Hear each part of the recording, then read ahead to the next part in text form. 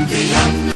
italikan ni tamba Alapifaliw ni Urefo Imahangjaila za famisilada Tinuvat si Medilu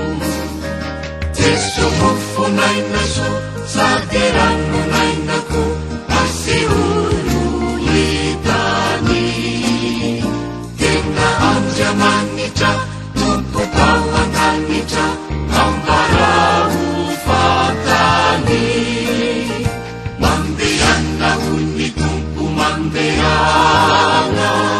Tuwaging isa tutulisa Mitsangana arien ni mitsangana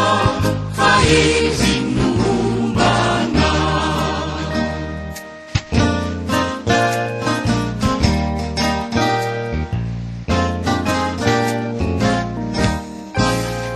Mandehan na hanatan sa kaniusa Umeu tukire ni kechaka Nianzara na wakavi ututusa Kaza diarega Mandehan na iyanaw Kahitaw niyasanaw Panitang binawari Mulahan niyan nire Niyangay sa tambibe Tere fazieti Mandehan na unitong pumandeana Uwaming isaw tuntulisa